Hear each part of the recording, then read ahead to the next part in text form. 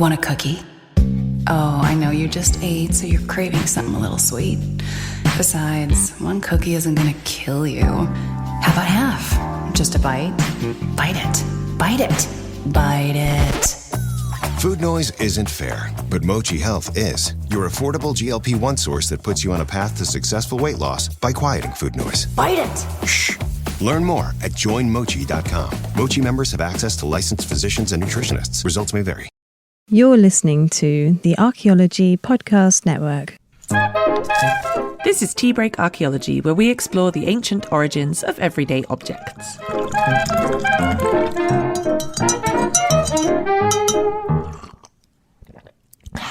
Hello and welcome to episode 51 of Tea Break Archaeology.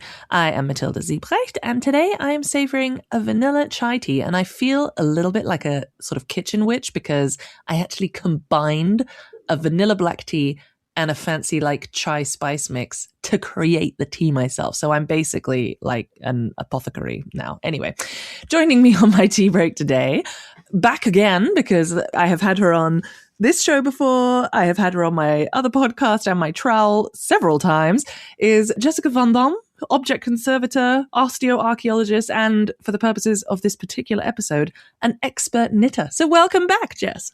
Hi, thank you for having me again. This is so exciting. You're one of those wonderful guests who's just so multi-purpose that it's like, oh, we need someone to talk about this. How about Jess? I'll become an expert in that. That's fine. That's easy. Yeah. Give me a week. We'll be fine. Right. And so are you joining us for a tea? I am. I'm having a traditional builder's cup, as I've been led to believe. So, black tips. with milk. Oh, even PG tips, like proper builders.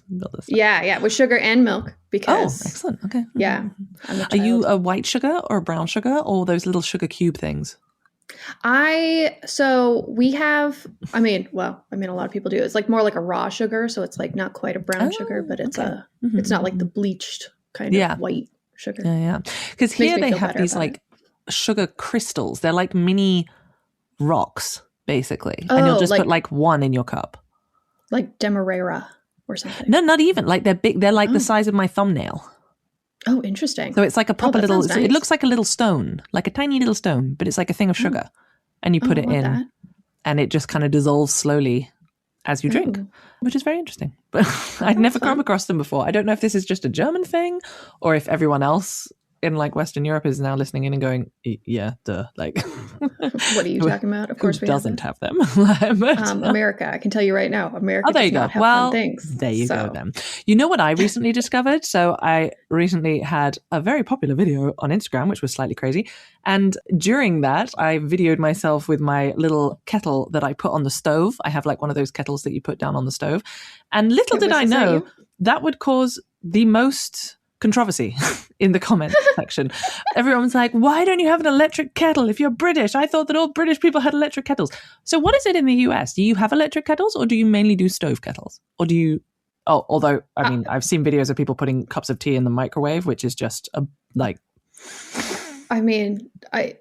very few people are in the death penalty, but microwaving tea is one of them. Reheating tea, that's one thing. That's fine. But that's fine. Heating the water in a microwave to then put the tea, unacceptable.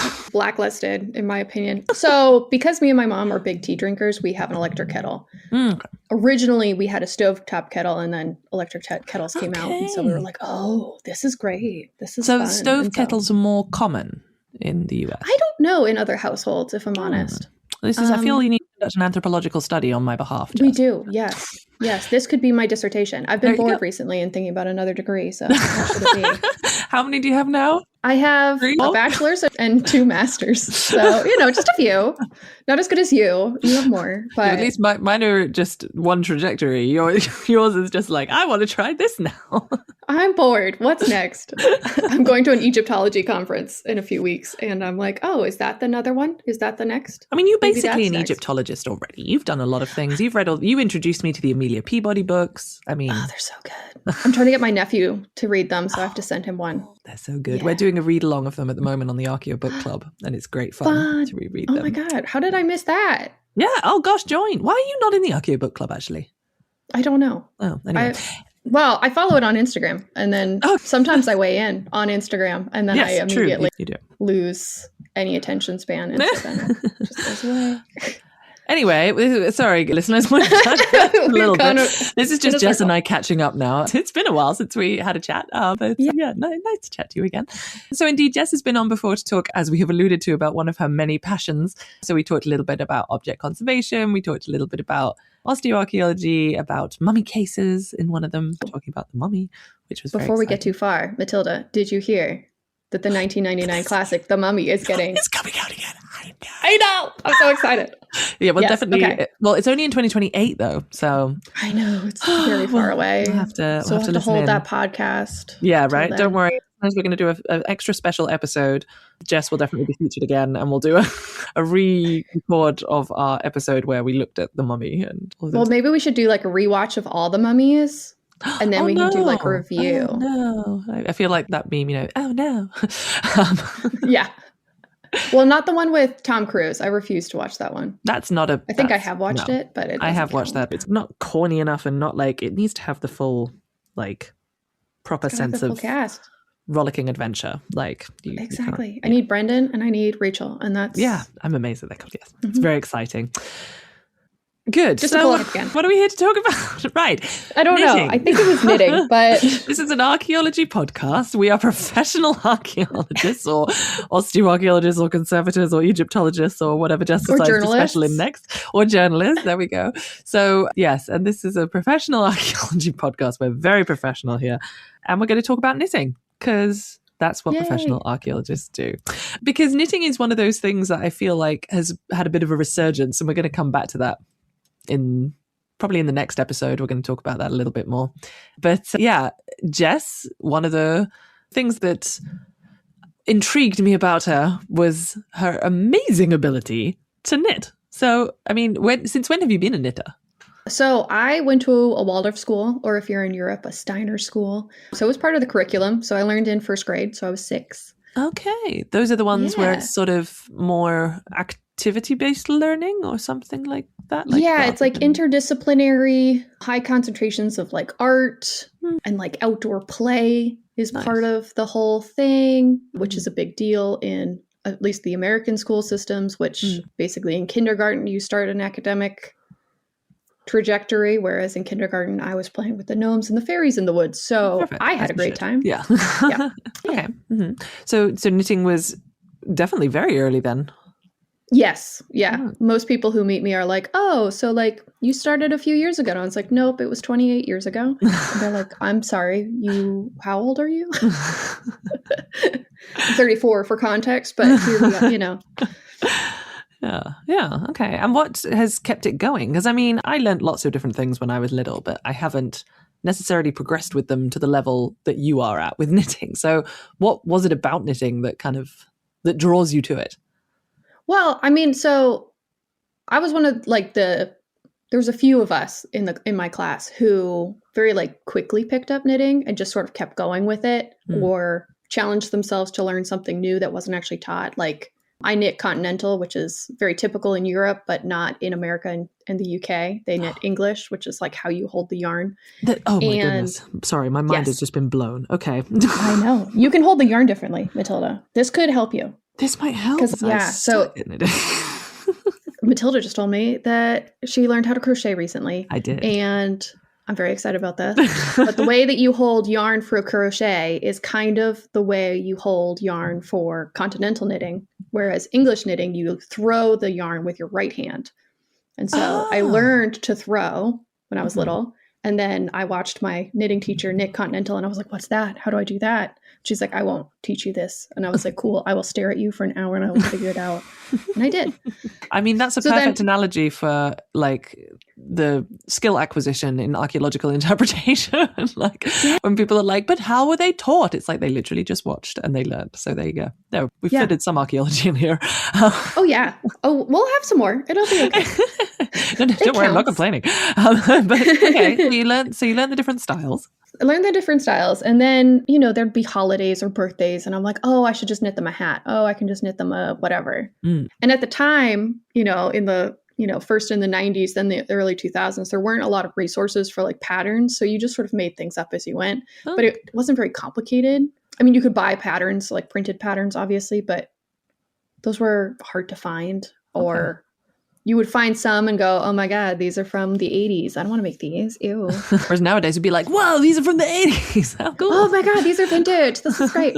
Although some of the older patterns are hard to follow. I knit one from the 40s and I was like, oh God, why did you do that? That's stupid. That's a dumb thing to do. I'm going to change it. So yeah. And then with like advancements in technology and stuff like that, a site called Ravelry was created, which I highly recommend for any crafters.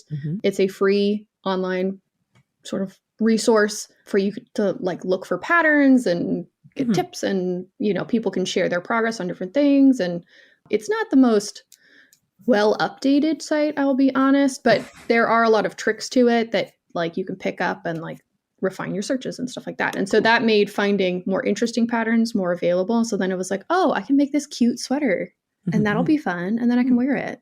This is great. And so then by the time I got to Leiden University, it became sort of like it was just like a relaxing thing to do. It was just to sit and knit, which is great. Really nice. And so it's just continued as a, you know, mindfulness exercise. Yeah. Which is one of the reasons why I wanted to start it, because I was really into sewing and all those kinds of things. And I used to sew a lot by hand. And then I got a sewing machine and then I started using that a lot more. But sometimes you don't want to sort of necessarily sit at the sewing machine and have and it's like in a very specific place and all this kind of thing. So I used to go back to sewing by hand a lot, but then that's sort of, you have to have all the pieces that you cut out and, you know, keep checking and measuring and all sorts of stuff. So I thought, let's try knitting. But it just wasn't relaxing for me because I get so frustrated with all of these different things. But I mean, do you find that we've already mentioned crochet. There's obviously like needle binding. There's all sorts of different similar kind of textile crafts, I guess, textile related crafts. How do you find like that knitting compares for you to kind of other crafts, similar crafts? So for me, so technically I learned to sew and embroider when I was in kindergarten. So I was like 4 or 5. That should be the more relaxing of them, but you have to really keep your eyes on the fabric, which is just annoying. But because I've been knitting for so long, if the pattern is like memorizable or easy enough or whatever, I don't really need to look at my knitting while I do it. Crazy. Yeah. I joke that I have like yeah, exactly. When we lose power out here in New England, it comes in handy because then I don't need too much light. Yeah. But I joke about, you know, my different projects have different purposes. So I have my like, I'm watching, like me and my mom watch Chinese historical dramas. And so like I have my Chinese historical drama and those subtitles go by faster. So I have to look at the screen more. So I can't be looking at what I'm knitting. And then there's like the Korean drama projects. Those I can look at a little bit more because the subtitles don't go by as fast. I'm also trying to learn Korean. So, you know, it's all part of the process. And then I have my like, I have to look at this like all the time kind of project. And so usually I save those for like an audiobook or something like that. Nice. I like that. So then for other crafts, like I'm not a particularly good crocheter. I can crochet. Yeah. But it's just not as automatic for me. And I haven't tried like knot binding, like the needle weaving. Yeah. I've seen it, but it's. And would you say that because one of the main reasons I got into crochet, I must admit, is because I was talking to someone about it and they suggested crochet is kind of one of those ones that it's easier to pick up and then takes longer to really kind of master and become sort of do more complex stuff, but it's easier to pick up and just go than knitting is. Would you agree with that? I think it kind of depends on how your brain works, if I'm honest. Okay. Because so I can picture knitting. So, and it's all like, it's a grid. So knitting is a grid. So if you work well with like Excel spreadsheets, I think you'd probably be good at knitting. So like a lot of like computer programmers are good with knitting because it's all the same sort of like code structure. Apparently, I have been told this. Oh, interesting. I am not a programmer. Disclaimer. Disclaimer. But a lot of my friends, now you included, have found that crochet is easier and more accessible initially. Yeah. And it's kind of more flexible. So it's really good for like stuffed animals or things that like you kind of are making up the structure as you go. Whereas knitting, oh my God, my cat's Is that your cat in the background? It's fine. We can hear you. If anyone hears weird sounds, it's my cat Henry. He is a terror. Anyway, so Yeah, so crochet is good for like making up shapes, and yeah, it has a lot more flexibility than knitting. I mean, you can make knitting do this, but it tends like crochet is a little bit more structured anyway. Yeah. And so, yeah, Yeah. I think knitting is nice for garments because it has less structure, so it's more comfortable to wear. That but makes for sense. like, items. Because indeed, I've been sort of just playing around with like making things with crochet, and I haven't been following patterns. But once you sort of know how it works, I find it a lot easier to just kind of play around and be like, oh, okay, so I need to make this row longer so I can add these things in. Whereas with knitting, I just would get so confused, and it's like, wait, this has to be in this shape, and I don't get it. Like, it doesn't work. So I have to knit two together. Where? How do I do that? Exactly. And then you're like, now wait, I have why do I have less stitches? Yeah, exactly. Oh, okay, let's pick apart the last 16 rows. I'm like, yeah. Yeah, I do hear that a lot. But so one of my friends, she's also a conservator, and so she kind of knew how to knit, but then took up crochet. And now she's been trying to make sweaters in crochet and kind of losing her mind a little bit. Yeah. Because it's also hard to keep track of like your number of stitches in crochet, because you just have to be able to read your fabric. Yeah. Whereas in knitting, all of your live stitches are on the needle. So if you have the right or the wrong number, you kind of know. It's easier to count. Yeah, that's true. Yeah. I've got that issue already. So she's going to try Tunisian crochet, which is sort of a mixture of both. Okay. I haven't actually tried it. I think my grandmother used to do it. Why she never taught me, I don't know, but here we all are. So then I was like, oh, well, this could be like the gateway drug to knitting. So you can join me in the knitting, because she's always like, oh, I don't like any of these crochet patterns. And I was like, look at this cute knit one. She was like, dang you. Yeah. Come on. So yes, I try to bring everyone to knitting, but crochet is an admirable, and I can't read crochet patterns. So I am impressed by anyone who can. It's different stitches for different. Oh, I won't say it because we're not a we're a child-friendly podcast. Stitches for different witches. Witches, there we go. That's a good one. Different stitches. For different witches. Yeah, there we go.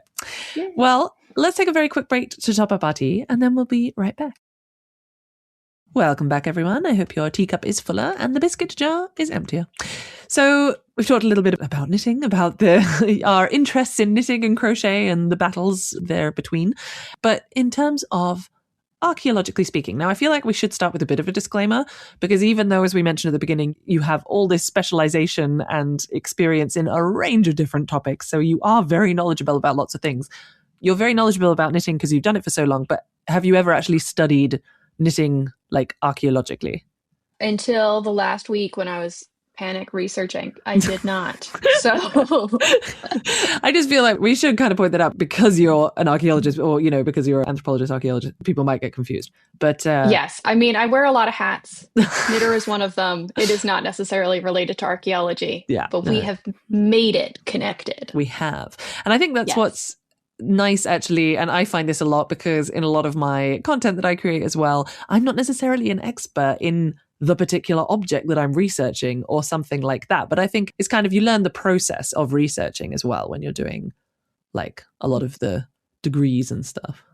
Oh, yeah. And I like kind of along the same lines of researching is just learning how to talk about things. Yeah. And so I don't know. I feel like I have the vocabulary to talk about archaeology. But of course, we have, in the last 2 episodes, we had Ronya Lau, who is a textile archaeologist. So the field of research does exist. So remember, anyone listening in who thinks, but I love knitting and I want to do that professionally, you absolutely can. It's completely fine. And I have had people on before who have studied knitting from an archaeological perspective as well. But I thought it would just be fun to chat about it from more of a crafting perspective in this particular case. But in terms of archaeological evidence for knitting, I tried to do a very quick preliminary search, and I really struggled to actually find, it seems there's a lot of discussion about what is the earliest and what is, so I mean, do we know, for example, the earliest physical evidence, the earliest written evidence of knitting? So, well, I mean, not really. So, great. Well, that's all for now, folks. Thanks for listening. That was it. We don't know. Good luck. Use Google sparingly. No. The short answer is there is early evidence of knitting, and we have objects that illustrate knitting. Mm-hmm. But a big problem is that some of the early things were not excavated by, or like even today, if there is an item excavated and they're like, oh, it's, however many thousands of years old, the people working that site are not themselves necessarily handcrafters. So they're just going to say, oh, it's not woven. Mm-hmm. It must be knitted. Yeah. But that is just a, like very surface level knowledge of handcraft. And I feel like knitting often gets used as sort of this like umbrella term for it was handmade and it was not woven. And that is very reductive. So a lot of times there's a pair of socks or one sock from like 1000 AD Egypt, but apparently that was nail binding instead of knitting. Mm-hmm, mm-hmm. But then there's some Coptic socks that were also found in Egypt from like 1100 AD, and those are very clearly knitted, and they use fairly complicated color work with undyed and indigo dyed cottons. Mm-hmm. And for them to have learned how to do this color work, they would have had to have been doing it for a little while. So clearly it's been around, but it's hard to say exactly when it started.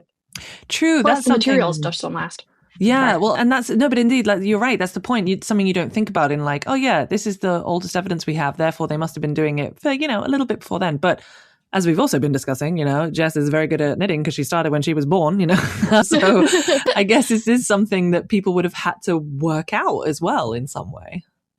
Yeah, exactly. So, I mean, it doesn't take a huge amount of time to learn color work, but someone would have had to think about using two different colors and then putting that into the work as opposed to painting it later or dyeing it later or doing something like that.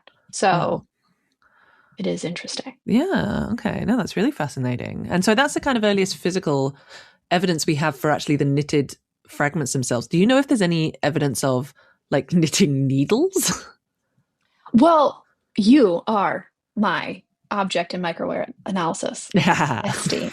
So you would know this more than I do, but knitting needles have a tendency to look like any other stick or pointed stick. And I think a pointed stick has a lot of functions. And so trying to figure out if it's like a knitting sort of tool or if it's not, that's difficult. Whereas like nail binding uses a fairly large needle. So I know you are familiar with a lot of needles. Yes. So for different purposes, but that would be easier to identify as like a craft tool versus, I don't know what other, rod, stick. Painting stick. A boar child with a, Yeah, with just a stick. Well, and also because from the sounds of it, from what you were saying before the break, there's so many different techniques that you can use even in the modern day for knitting. So we have absolutely no idea what kinds of techniques they would have been using, even if they were using two sticks. How would they have been doing this stuff? So even things like microwear, and this is something that I discovered in my research as well with the sewing, is that if you have a different technique of sewing, like whether you push the needle straight through or whether you twist it a bit before it goes through, or whether, like, there's so many different things you can do, all of that will leave different microwear traces. So you can't even do like experimental knitting and then compare the microwear traces that are created from that with ones from this 1000 AD sock, because if they were using a slightly different technique, it would probably look different, like under the microscope. Yeah.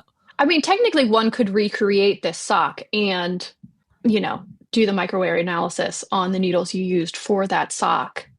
Yeah, but but what technique would you use to knit? Like, would you use a modern knitting technique? Would you use what did we mention? Tunisian crochet? Would you use continental? Would you use So I would think, one, this is an interesting question, is does continental versus English knitting show different traces? Microwave analysis? Jess, I think we need to do a experimental study on this. Yes, I'm in. Let's go. Let's get the research I'm actually serious. I think that's really interesting and we should definitely do that.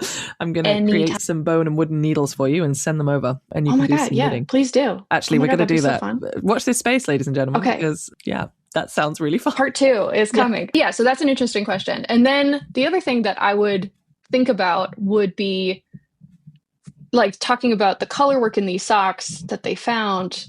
They would have had to get to that place. And are they replacing their needles frequently? Mm-hmm. Also, in Egypt, wood is fairly scarce as a native substance. So it would have to be imported. So who is doing the knitting? How often are they replacing it? Are they using bone? Are they using ivory? Or copper or something as well, right? Or copper. In Why addition. not? Yeah. Yeah. Maybe. So it's just like, what is accessible, and are they making other things other than these socks? Because we only have the one sock, or the two socks, or I can't. Do you think someone just gave up and was like, "Ugh, this sock was so difficult, I can't be bothered making another one"? I personally hate making socks because you have to make two of them, and knitting two at a time is doable, but you get so tangled. So I hate socks. So I would knit one and go, no, thank you. Enough. I'm done. Oh, that's like, this is the problem with me now learning crochet. I have 2 daughters. And if I make one little thing, like I made a little mouse, and one of them was like, oh, can I have it? And I was like, yeah, sure. And then, of course, what does the other one say? But mommy, I want one too. And then you're like, that's fine, I'll make you one as well. And then you're frantically trying to remember how you made it and doing exactly the same. Has to look good enough. It can't be too much smaller, too much bigger. Oh, yeah. Anyway. Yep. So I feel the pain. Yes, exactly. Okay, so in terms of tools, knitting tools, difficult to say. We're going to do the experimental study that will throw this into light, and we're going to break this subject wide open. Yeah, exactly. There we go. We got it. You heard it here first, everyone. So, so you were saying that like it's hard to like find like reputable sources to like what is the oldest objects, what is all this and stuff like that. And what I was finding in my research was the same thing. So it was like knitting yarn shop blogs or a knitter's blog. Yes. And they've clearly done research, but was it just with Wikipedia? Exactly. And when you go to Wikipedia, it brings you to these like blog sites. And I'm like, who's telling who what? Like, yeah. Also, this isn't like even at blog sites, and they'll have like a very well thingied article, but they don't have any information page about like who the author is or anything. And then I'm like, but who is this author? Is it someone who's just like kind of interested? And maybe that's still fine, right? Like there's people who are not academically qualified who still are very good researchers and are very intelligent and can obviously, do this research. But you just need to be aware of who's doing it. I had exactly the same thing when I was looking up about the archaeology of notebooks, actually, because there's so many notebook shops, and then they all have a blog about the history of the notebook and all this kind of stuff. And then you're reading it going, okay, but where, like you say, that references Wikipedia, which references this blog post. And then you're like, yeah, this is somehow suspicious. Yeah. I would not have this passed in a university course. Yeah. As research. Things like or like somebody like the V&A, the Victoria and Albert Museum, they have like a history of knitting thing, but it references a lot of the objects that they have, not that exist. And so they're like, this is the earliest one we have. So they have some early Egyptian socks, but I think they're like 1500 AD or something like that. And so it's weird. It's weird. So so we need to break the research. Yes. We're going to be the academic. There we go. And crafters. Do proper scientific method, and it'll be great. This will be my next degree. The teacup degree, the teacup university. Oh my God, can you start it? Punch around and find out. Yeah. Fake it till you make it. I mean, what does it take, right? I mean, this is a really cool concept, though, for continuing this podcast, is that the two of us just come up with different experiments that we want to do and discuss why it's important to do those experiments and like what we want to do with it. Yeah.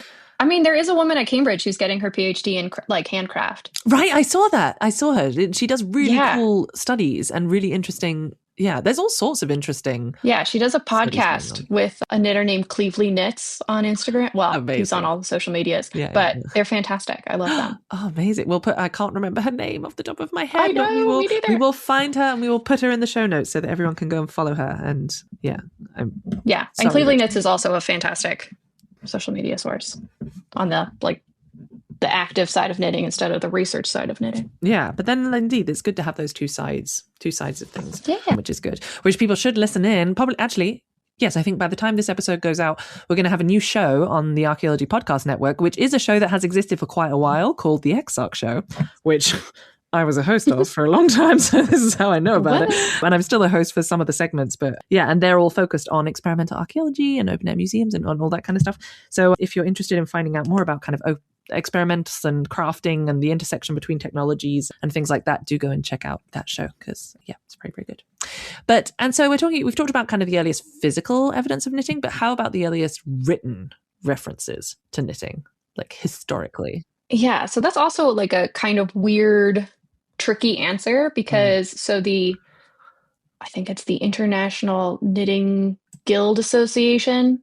They offer a Masters of Knitting, which I did sign up for. I just lost interest, so I haven't done it yet. Oh. Anyway, they state that the earliest reference is like, I think it was like 1600 or something. Oh, but wow. they were talking more about the first knitting pattern, not written record of knitting. Mm-hmm. But my sort of boiled down answer is that it's sort of Elizabethan England. So the first knitting machine was made in, it was like 1459 or something like that. So pretty early. So then it became an industry as opposed to just like a fun handcraft. Okay. And so then people started using it more. And it became, knitwear became part of like the daily fashion of like the middle class. So like knit caps and like your classic Shakespearean hose were knit because they had these knitting machines available to them. So I did not know that knitting machines were that old. I also did not know that. It was very shocking. Like, I was thinking like 1950s, but it's no. like 14. Yep. Wow. And a lot of the knitting machines that are like existing today, like accessible to all of us, are like from the 1970s. Like there's like one company that still makes new ones, but for the most part, they're all from the 70s. That's amazing. Gosh. Yeah. Well, interesting. Oh, well. Yeah. So that's a sort fun fact for us today. There you go. Okay. So it's not necessarily talking about kind of knitting itself as a craft before then necessarily. Well, there probably are references, but difficult to find. Yeah. There's some, I think they're medieval paintings. I mean, me in history, I have a hard time with time periods. It's either Egypt or it's not. So that's such an like, Egyptologist answer, Jess. I know. Sorry, as I say to Egypt, that I have no idea. I've got nothing. And then it all just is a blank until about World War II. And then I, blink back in again. Or like Victorian, maybe. I don't know. Anyway. So in about the medieval period, there's quite a number of paintings called the Knitting Madonnas, which are very interesting. And I never really heard of them or even seen them, but they are very clearly painted by people who have seen people knitting before. It's very clearly knitting. There's one that I saw that had, it was something that they were knitting in the round. So they were knitting in the round at this point and had 4 needles and like a 5th working needle. So for us today, it's a double pointed needle, but yeah, it was really interesting. I was like, oh, they have actually seen knitting, as opposed to all the paintings where they're like, yes, this is a cat. And it is not a cat. Have you seen those medieval ones where it's like, there's little memes, right? Where it's, are you sure you know what an elephant looks like? Yeah, I totally know what an elephant looks like. And then it looks like a cat with a very big nose or something like that. Yep, exactly. It's like, oh, so you've seen a horse before? Yes. Yes. Yep. Yes. It also looks like a small child. They have big grins, right? Yeah. They smile How many teeth do they have? So yeah, no, I guess that's really interesting. And I mean, have you ever, obviously I kind of threw you in the deep end with this episode because I basically said to Jess, hey Jess, you knit, do you want to come talk about knitting with me? By the way, you need to find out all of this stuff about knitting. But in terms of your actual areas of academic expertise, shall we say, that you have more experience in with, for example, conservation, have you ever had to conserve something knitted or some kind of fiber crafts thing? Well, so fiber crafts, yes. I mean, I tend to lean away from textile conservation because I find that old textiles just don't want to, well, one, they don't want to exist. And 2, they misbehave. And so I work on 3-dimensional objects, typically organics, but so like wood. And wood does what I expect wood to do, even if it's old. Right. Like it has a behavior, whereas textiles, you're like, oh, I want you to do this. And it's like, no, I don't want to. Wood's like a dog and textiles are like a cat. Yeah. Nice. Okay. Yeah, basically. Yeah. And I don't even, I'm not a dog person. I'm a cat person. Right. Yeah. Somehow textiles, I'm just like, come on, can you just work with me, please? Just do what I need you to do. Don't fall apart. No. So sadly, I haven't actually come across any knit objects that I have to do anything with. The closest I get is that my local yarn store will take in sweaters from people that have like moth holes or, I don't know, it's ripped or something. And so I do the mending and the repairs for those. Nice. The darning. Nice. Yeah. Which I need to learn how to do actually, because I have some lovely woolen socks and they've got so many holes in them and I need to fix them. So yeah, it's very fun. Yeah. Because there's and then we could talk about darning versus repair. And so like I do a bit of both, but I repair by matching the stitches that were lost. Okay, ideally with yarn that matches fairly well. And so most people are like, wait, I brought this in for repair. What What happened? What They're was like, wrong well, with it? there's no hole in it anymore. They're like, yeah, but I can't see it. I'm like, yeah, that's the point. That's the point. Duh, I'm just that good. Come on.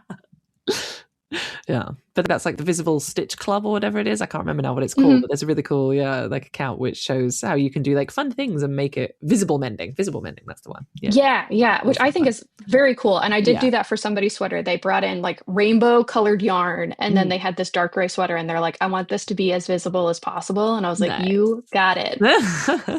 Which we talked about a bit, I think, on the last episode I had you on in terms of conservation work, right? In terms of like, oh yeah, how much do you make it look like what it used to look like versus make it clear that this is a conservation job, but like it's respecting the original kind of thing. So exactly. Yeah. It's that like sort of difference between restoration and conservation. That's right. I remember. Yeah. So like restoration is like kind of bringing it back to as close to new as possible, whereas conservation respects the hands and time it has traversed through while maintaining its structure and stability and things like that. And so with knitwear repairs, I try to go the more conservation route. Actually, with everything, I try to go the conservation route. It's ingrained. I very rarely have to restore anything. Thank the gods. Trying to make things look new that are not is not fun. They don't want to be new. But I've lived. I want to show my scars. But I've lived. I've existed. So in conservation, we use like the 6-6 rule. So 6 inches, you can tell that something was done to it, but from 6 feet, you can't. So like in a gallery space, you're not going to notice the alteration or the repair. But if you're up close and personal with the object, you should be able to see it a little bit. See it. That's fascinating. Oh, next time I'm in a museum, I'm going to be like pressing myself against the glass, trying to look at all these objects and be like, exactly. Well, and also as a conservator who has given tours in museums, you can email the conservators and say, hey, is it possible to get a tour of your galleries and show me what you've worked on? I'd love to see what kind of conservation work has been done in this museum. And so they'll take you on a little tour. Oh, and go, I did this. And you can see the little paper repair there. Oh, because I love that. That's why I love doing like walking tours of cities and stuff as well. Like I did one, I went to York at the end of last year and we did a like ghost walking tour, which I was like, okay, it was really good. Actually, it was very good. The guy who ran it was very funny, like, and so he was sort of being spooky, but also like funny spooky.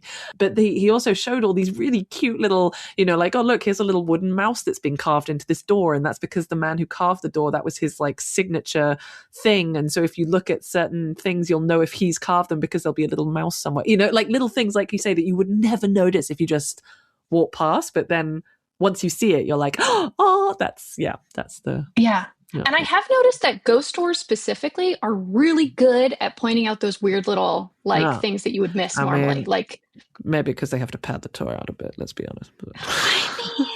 Maybe. But I mean, personally, I love a ghost tour. I like that there's like a little spooky, but there's also like, here's all the history. This is spooky because history is often terrible. And but like, here's a little mouse or, you know, whatever the cute thing is. Exactly. No. Yeah. Well, anyway, I think we're running a bit out of time. We've got a bit off piste on this particular tea break. Very interesting conversations, though. Thank you so much. Don't worry, people listening in. There will be another tea break coming up in 2 weeks' time where I will be chatting further with Jess all about the history of knitting. We're going to be talking more about the social history of knitting next time.